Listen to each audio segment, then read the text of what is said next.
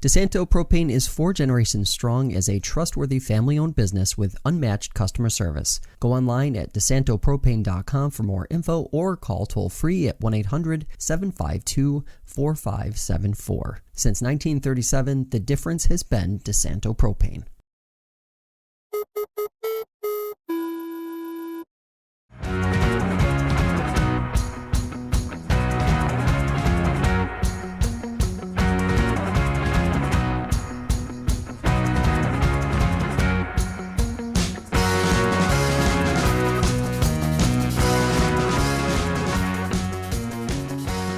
Everybody, welcome into Concrete Jungle, New York baseball podcast here on FingerLakes1.com. Paul Russo and Kyle Evans here with you. Kyle, been a couple weeks because of the Memorial Day holiday last week. We were planning to do a podcast. I had an appointment, and that kind of shifted some things around. So here we are a couple weeks later, and the Yankees have had I don't know, I guess a decent enough stretch here in the past 14 or so days. The Mets just continue to be a 500 team now at this point. So let's just jump right into this thing. We'll start on the Yankees side of things, Kyle. Like I said, all right enough. It helps that, and I know it's probably going to technically kind of combine in for a couple different things here I have written down on my end that I want to touch on here. Probably has helped that Tampa Bay's had some struggle type moments here the past few days. But the Yankees find themselves a game and a half back at Tampa Bay after splitting the series with them now 10 days ago. Was supposed to be a 3-game series, ended up being a 2-game because of weather. That third game now not being made up until the end of September. So that's one of those like back burner, but will be potentially a really important game down the line. We don't have to worry about that right now, obviously. But I think some really good stuff. They sweep Kansas City. They get the series against Oakland, where I don't know, like the offense was great, but we know the Sacramento stadium situation thing is weird. So who knows there? But overall, not a bad couple weeks here for the Yankees since we last talked.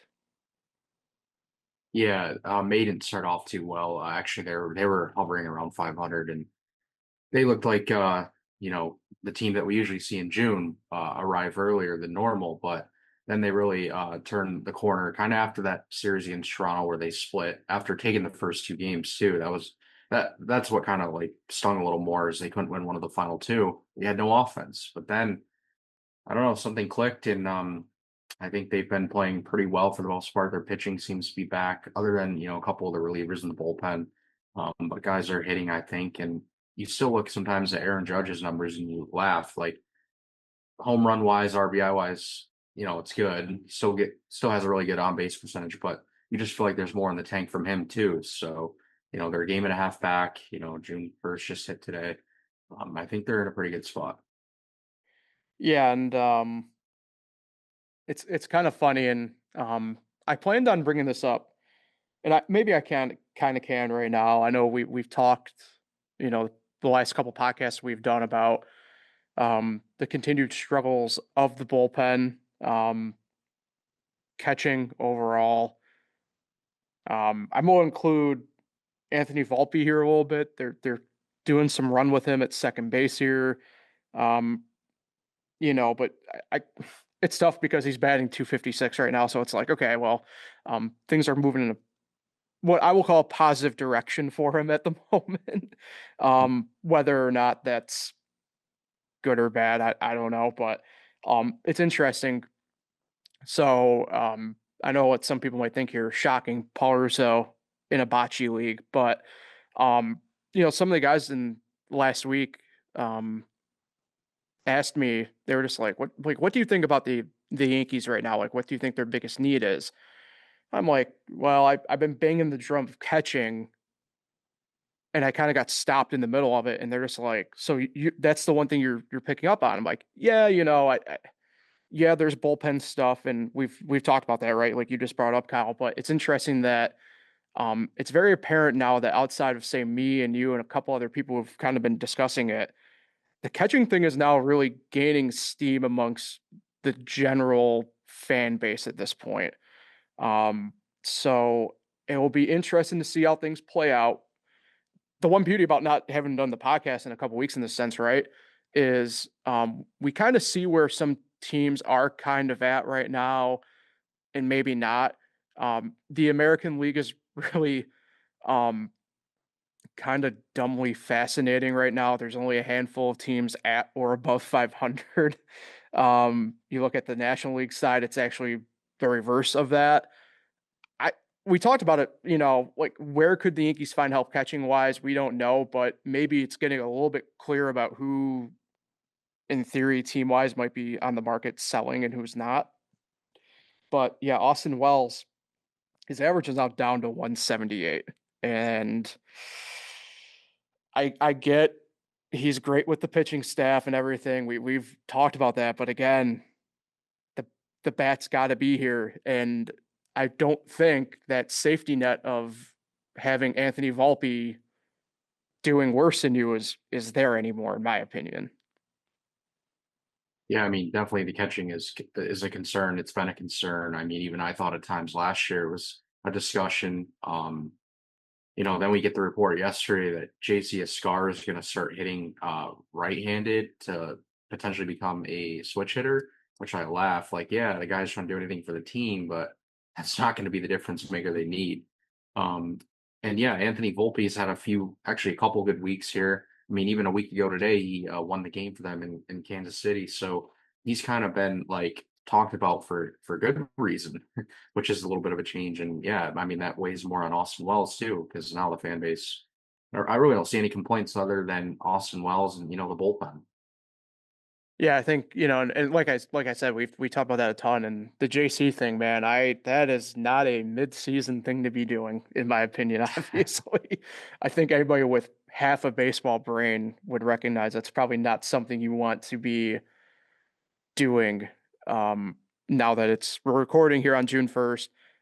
We should be up and live here later on today with that, but either way, um, yeah, it's June 1st. This is something that I don't even know if spring training's fair. This is something you probably do in like the winter leagues and stuff like that, like to get it going. I look, I get it.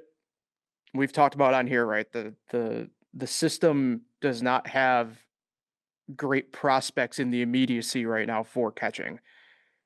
But this just seems like we're gonna throw a pickle at the window and see which one makes it to the bottom first.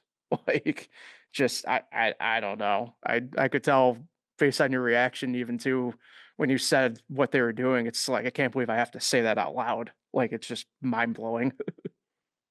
Yeah. And the fact that it got leaked out by Michael Kay, who said he had a conversation with him at the batting cage. So it's like, it's so random and I don't know, just odd. But I guess if you're a guy that's trying to stick around in the majors like he would be, you would, I guess do anything for the team. It's just, it's not the right time and situation for that. Yeah, and like we've talked about in here, right? Like he is kind of one of those ideal backup catchers in that sense, but like I just, yeah, I mean, we're both kind of saying essentially the same thing where it's like, this isn't something you do with anybody, period. Like, and I get it. Like, I'm with you. Like, I'm cool. Like, I'm fine with a dude doing whatever he thinks is best. But, like, it's very clear that, like, there's some sort of effort where it's just like, we kind of feel like this is the hand we have dealt and we're going to have to make do with what we got. And, like I said, to me anyway, luckily over the course of the past couple of weeks, I think players may be available that we maybe didn't think would be available potentially that you can go and get, and don't be afraid to pay a price. I didn't have this on the thing, but like clicked in my brain talking about it because I had the same person I was having the conversation with about that brought up the fact that it was just like, oh yeah, and it's very clear Spencer Jones just doesn't have it, and it's like, yeah, like the don't be afraid to move pieces in my mind in order to improve at the position. And I think the Yankees, if there's one thing that we have seen so far this year, right, is like I think we're going to see a willingness to actually do that coming up into the trade deadline in 2 months time now. So hopefully that's the case, and that's how it plays out. Yeah, I felt like catcher was a little bit of a topic at last year's deadline. But this year, I think it's more glaring and more obvious that there's going to be some kind of move there, whether that be a guy that just, is similar to, just like a backup option, but just a guy that can put more pressure on Austin Wells and potentially be a better option. Like I've been seeing like Christian Vasquez, of course, as an option, Mm. Hunter Goodman of Colorado, and just, Ryan Jeffers of Minnesota. So, I mean, I guess there's just some options out there, but I don't know. A catcher, like I said a couple shows ago, catcher is a tough position to find offense from.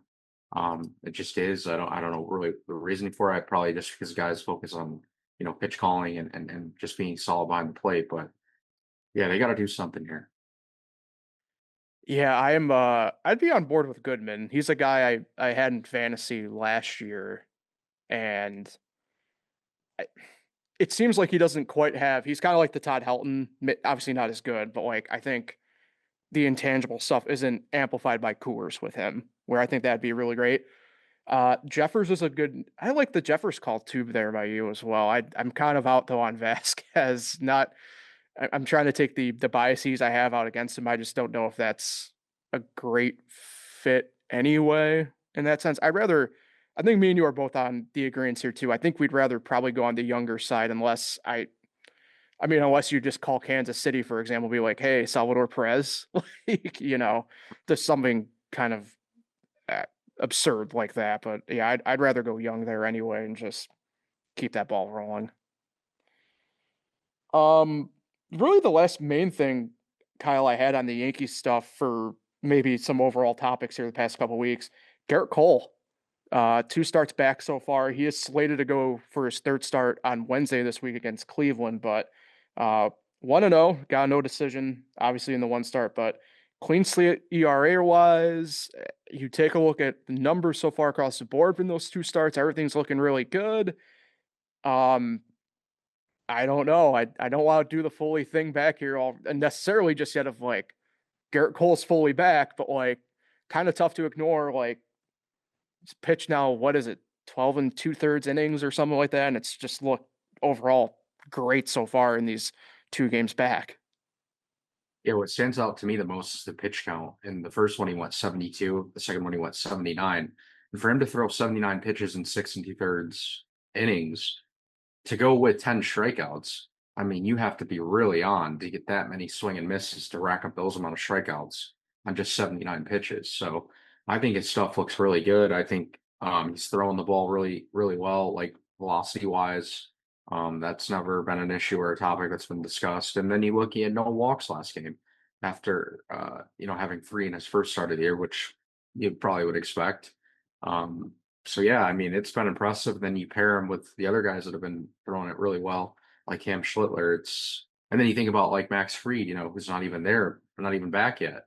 Um, so this rotation has potential to be really, really good and probably their best rotation in, I would say, like 15 years. Yeah, yeah, I think you might be pretty spot on there. I mean, as much as I'd love to maybe give credit to some of those like Tanaka led rotations, I think you're pretty much spot on. I know you like you mentioned Cam and I- he's been great as well, but like Will Warden's kind of been forgotten in the shuffle and he's looked great as well for the most part. Um, you know, I, we kind of were dunking on him a little bit here every now and then, but like even Ryan Weathers when he's had to step up has stepped up in some big spots as well here through um the past couple of weeks. So yeah, man, I it's tough not to feel confident with the rotation right now, which is like you said, something overall maybe we haven't been able to fully say in a long time. And here's a name I was reminded of the other day, and I forgot. I know it's still probably a couple of months away, but Clark Schmidt, Yeah. he's still out there, and he's going to be an option late in the year. So it's just good to see that they have the depth and guys available in case someone does go down with an injury. Because of course that's probably going to happen. Unfortunately, it's part of the game, and it seems like they're going to have some options. hmm All right, for the Yankees this week, got Cleveland here on the front end starting on Tuesday, tomorrow. Off day to travel back east today.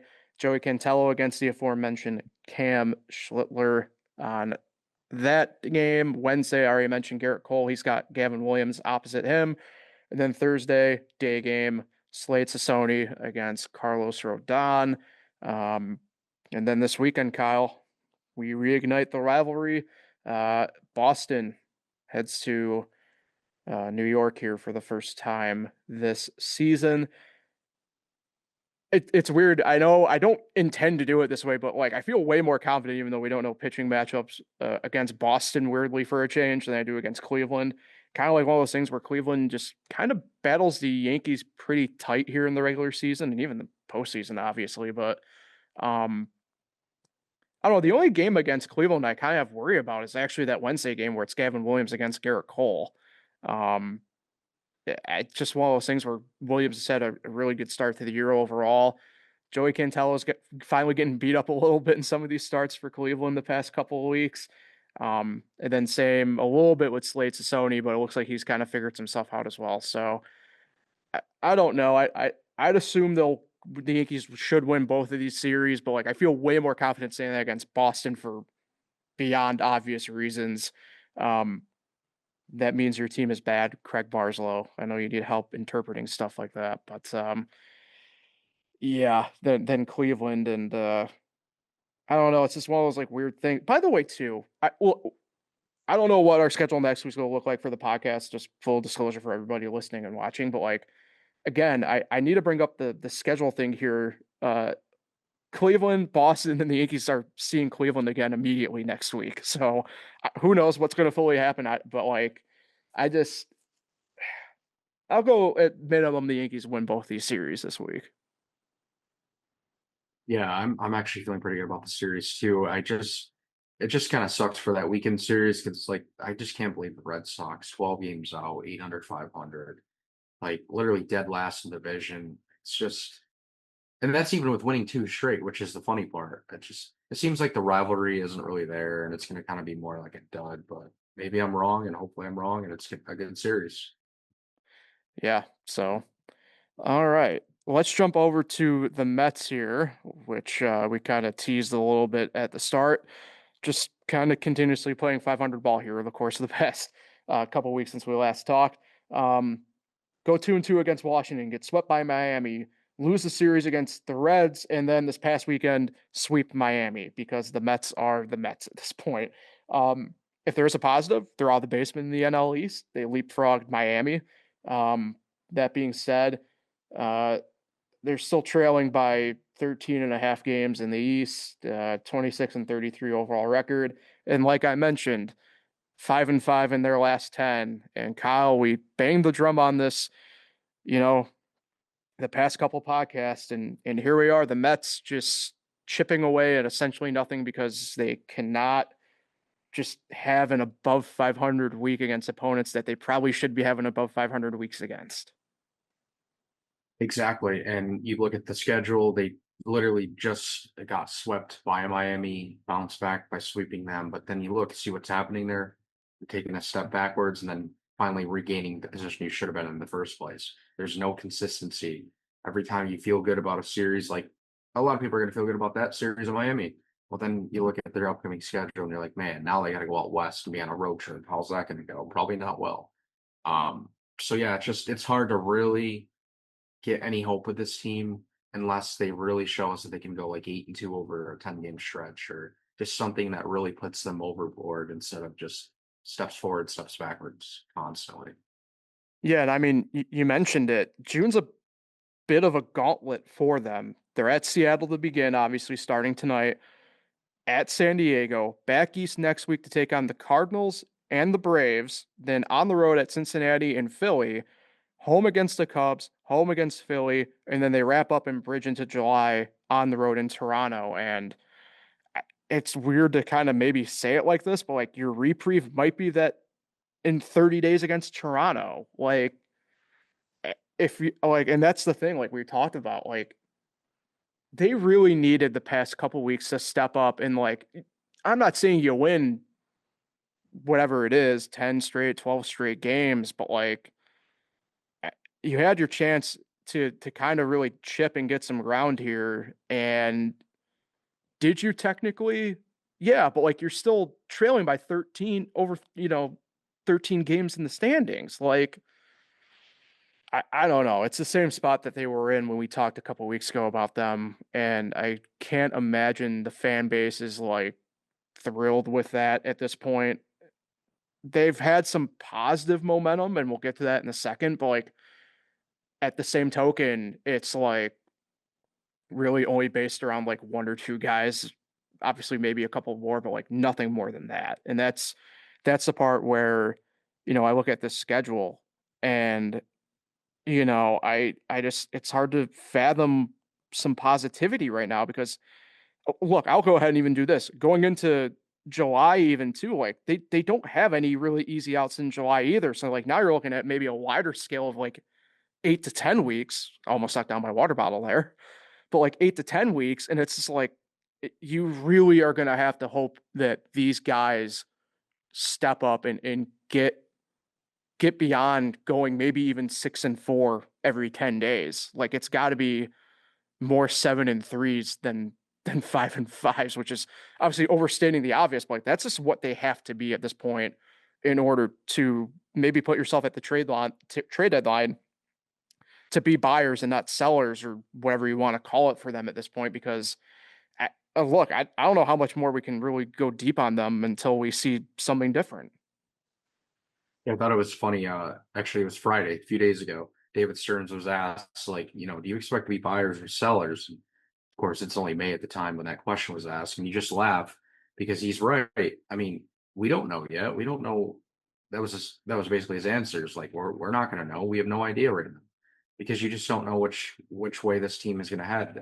Are they going to keep, being very inconsistent, or are they finally going to rattle off, a stretch like most teams end up doing? Even some of the bad ones have a stretch where, they're 6-4, 7-3, just sometimes out of luck. So they just need a stretch like that. And I think, like the season outlook could turn. I mean, they're 5.5 out of a wild card spot out right now. Last week it was 7.5. So, that sweep in Miami, I guess, did something for the wild card standings. And you look at some of the teams ahead of them. I mean, the Cubs did just go on that long losing streak.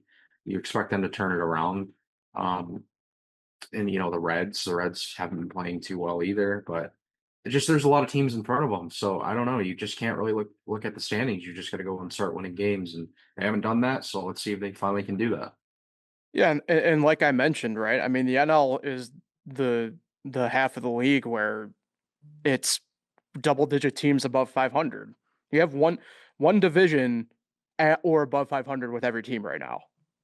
Like that, like, and that's what you're spot on with, Kyle, right? Is the fact that like you, the hole you've dug is like way deeper than you think because of like everybody else around you just kind of trending in better directions. Whether, like you said, it's through skill or luck or whatever. Like the fact of the matter is, there are just teams ahead of you who have done your job better than you at this point, and no one to blame but yourself. So, and here's a good point of this. We finally have a Met batter that is once again consistently above 300 in batting average. Juan Soto. You know who's next in line? Got to go over 50 points to get to the next guy in line. What is it, like Bo Bichette? Nope. At Wow, that's 250, shocking. yeah, at 253, rookie Carson Bench.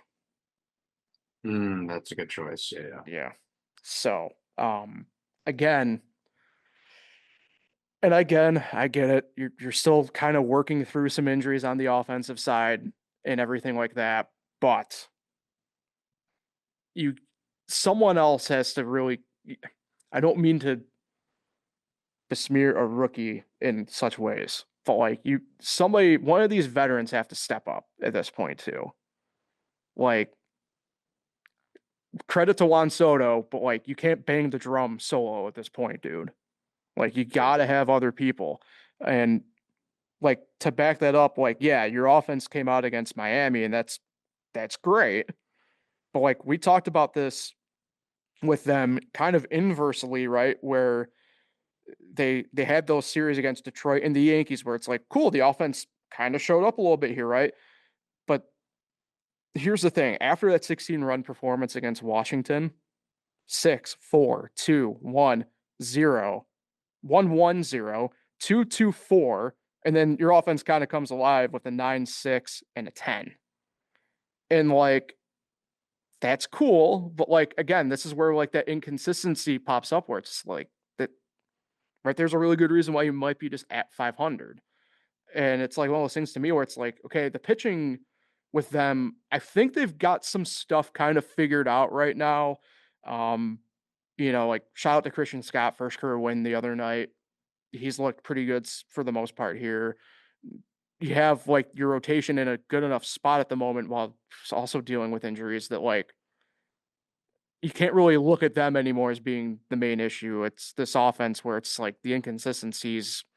You got to get it figured out. And I'm not, again, this is kind of like the Yankee thing where I'm like, I'm not saying you have to go out and get like 10 runs a night, but like, I think they would be pretty happy if like you spread like 10 runs out over the course of a couple of nights and you wouldn't say like 5-2 or something like that, where you're just not on this roller coaster ride of like winning or losing games by like 1 or 2 runs like they just seem like they have in this stretch. Yeah, it's gonna be tough, the way they started off tonight immediately, like no off day on the Monday. Somehow sometimes it's lined up that way. They just go from Miami to Seattle. But hey, you never know. I mean, this is the thing in baseball where we could talk down about some player or a team, and then all of a sudden they they just turn the corner. So it's a good chance. You're away from home, you're on the road. Just go out and play well. Yeah, we'll get to that in just a second. The last really thing, Kyle, I have here on the Mets I want to get to quickly, kind of mention the rotation being banged up, and one of the guys that are hoping to kind of obviously help out with that has been Kodai Senga, and he is slated to be reinstated off the injured list. But the main issue is he has really struggled mightily in his rehab starts at the moment with Syracuse. And to that point, he is in line to start in Syracuse tomorrow. Um, this has kind of become a bit of a trend with him, admittedly. I don't know if I'm putting so much because of that. I don't know if I'm putting too much stock in his struggles, but I think it is fair at this point with him. We kind of noticed this last year where it seems like he does a little bit better with less of a workload. And I don't know if that means he's like a longer. I don't think with the money you're putting into him still that he can be a long guy, right?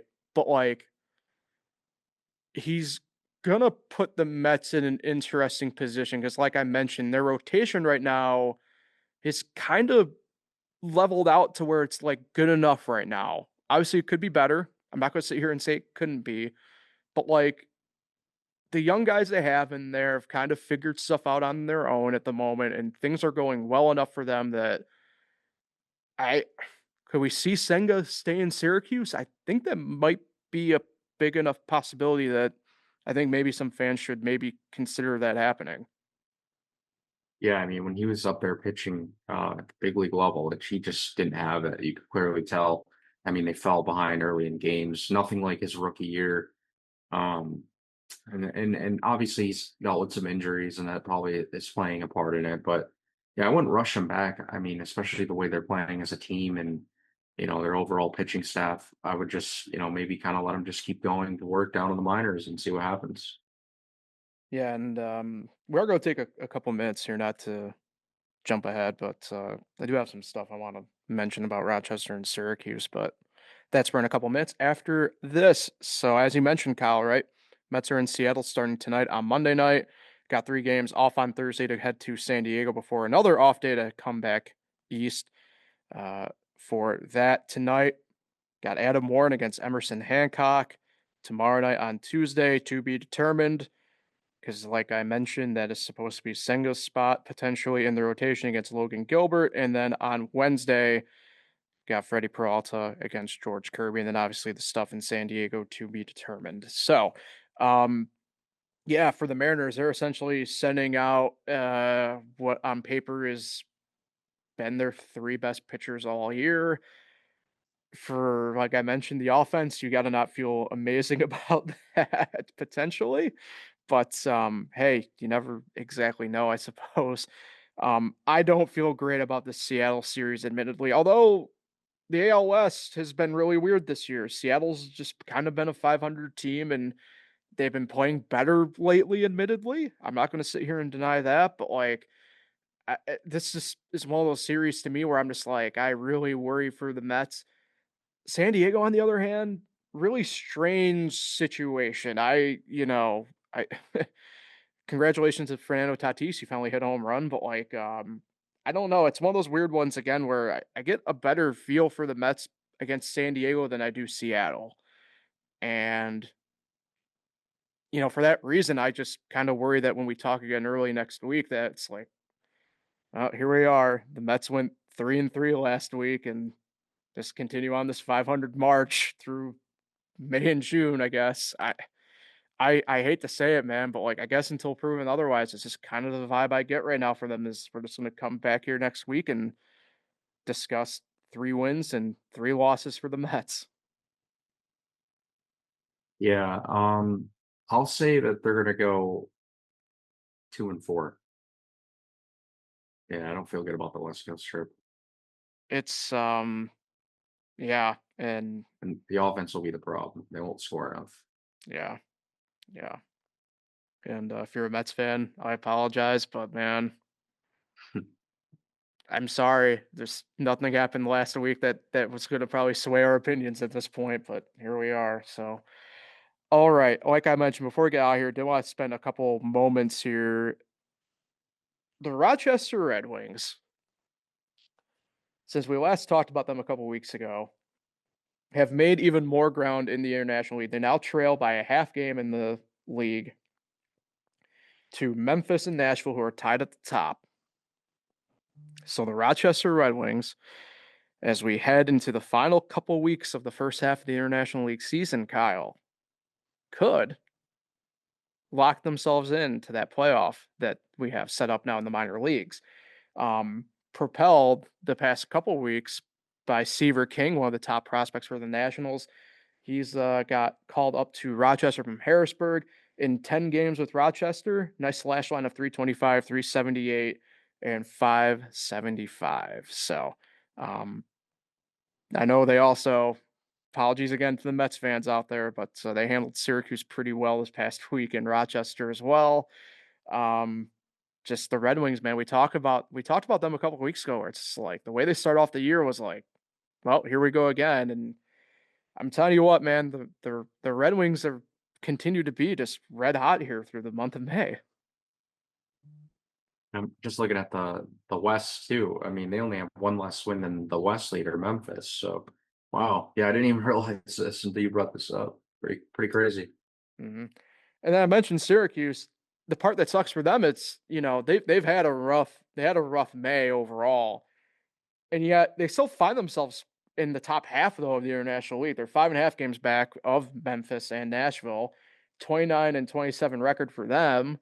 And it's like, okay, like first half is probably out for them, but like even with all the roster turnover they've kind of had this year, they still find themselves in it, which is I think a testament. We've talked about them, the past couple of years of this podcast, but like the coaching staff that they have there is done a really great job of trying to like keep things level and keep it consistent. And kudos to them.